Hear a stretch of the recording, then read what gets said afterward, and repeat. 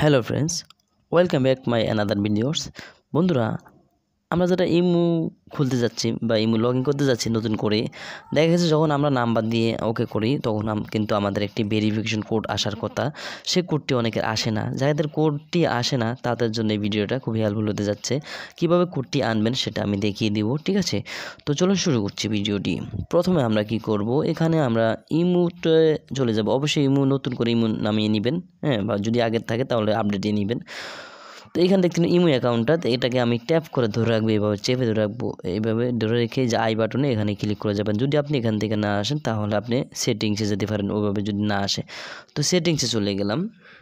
সেটিংসে গিয়ে এখানে অ্যাপস দেখতে পাচ্ছেন, অ্যাপস অ্যান্ড ম্যানেজার বা অ্যাপস দেখতে পাচ্ছেন। আমার এখানে আছে অ্যাপস অ্যান্ড নোটিফিকেশন। এখানে আমরা ক্লিক করবো অ্যাপস অ্যান্ড নোটিফিকেশন। আপনি শুধু অ্যাপস থাকবে, অ্যাপস ম্যানেজমেন্ট থাকবে, অ্যাপস ম্যানেজার যেটাই থাকুক না কেন সেখানে চলে যাবেন। আমি এখানে চলে যাচ্ছি। এখানে চলে যাওয়ার পর সবগুলো অ্যাপস দেখাবে আপনার, হয়তো না হলে এই যে সি অল এখানে ক্লিক করে সব অ্যাপস নিয়ে আসবেন।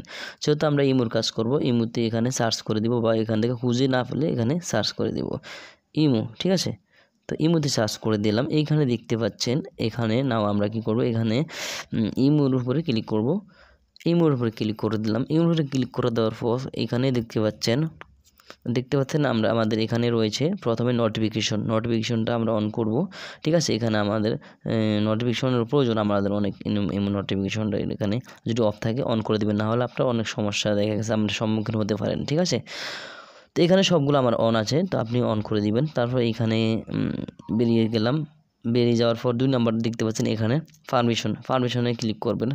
অবশ্যই আপনি দেখবেন কি এরকম যদি থাকে, নিচে দেখতে পাচ্ছেন পারমিশন ছাড়া, এই যে ডেনিট স্টোরেজ বা লোকেশন বা আপনার কোনো কিছু যদি এখানে ক্যামেরা বা কন্ট্যাক্ট যদি কোনো কিছু আপনার এখানে, বিশেষ করে এই যে ফোন, মাইক্রোফোন, এগুলো সবগুলো কিন্তু আপনি অবশ্যই এখানে পারমিশন দিয়ে দিবেন, ঠিক আছে? অ্যালাউ করে দিবেন, সবগুলো কিন্তু আপনি এখানে অ্যালাউ করে দিবেন, হ্যাঁ, সব অ্যালাউ করে দেবেন। তারপর এখান থেকে বেরিয়ে যাবেন। এখান থেকে বেরিয়ে এখানে দেখতে পাচ্ছেন স্টোরেজ অ্যান্ড কেস, এখানে ক্লিক করবেন। স্টোরেজ অ্যান্ড কেস এখানে ক্লিক করে দিলাম। এখানে ক্লিক করে দেওয়ার পর এখানে আপনি দেখতে পাচ্ছেন ক্লিয়ার কেস, এটার উপরে ক্লিক করবেন। এই ক্লিয়ার কেস ক্লিক করে দিলাম, ঠিক আছে?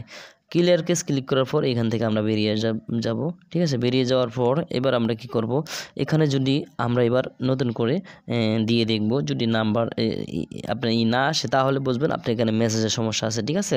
যদি না আপনার কোডটি না আসে তাহলে বুঝবেন এইখানে মেসেজে যেহেতু নাম্বারটা আমাদের আসে, তাহলে আমরা এখানে কি করব, মেসেজটাকে আবার সেরকম করে আগের মতো ট্যাপ করে ধরে রাখবো। আর না হয় এখানে সেটিংস থেকে আপনার যদি ওভাবে না আসে, সেটিংস থেকে আগের জায়গা থেকে চলে যাবেন, ঠিক আছে? এখানে সি অল দিলাম। তারপর এখানে আমি আবার মেসেজটা, যেহেতু আমার মেসেজ সমস্যা, তো এখানে মেসেজটার উপরে ক্লিক করলাম। মেসেজটার উপরে ক্লিক করে আগের মতো সব কিছু করে দিব। এখানে শো অল নোটিফিকেশন অন করে দিব। তারপর আবার এই পারমিশনগুলো, যদি কোনো কিছু পারমিশন না থাকে দেওয়া, তাহলে সবগুলো আমরা পারমিশন দিয়ে দিব, ঠিক আছে? তারপর আবার আগের মতো এখানে স্টোরেজ অ্যান্ড কেস, এখানে আবার ক্লিয়ার কেস করে দিবেন, ঠিক আছে? যদি ক্লিয়ার স্টোরেজ করে দেন তাহলে আপনার সব মেসেজ চলে যেতে পারে, ঠিক আছে? এখানে ক্লিয়ার কেস করে দিবেন। তারপর দেখবেন আপনার 100% যে ইমো সমস্যাটা এটা চলে আসবে, যে ইমোর আপনার কোডটি 100% কিন্তু চলে আসবে। এই ছিল আজকের ভিডিও। ভালো লাগে চ্যানেলটি সাবস্ক্রাইব করে পাশে থাকা বেল বাটনটি অন করে দিবেন, লাইক দিবেন, শেয়ার করে দিবেন বন্ধুদের সাথে। ধন্যবাদ।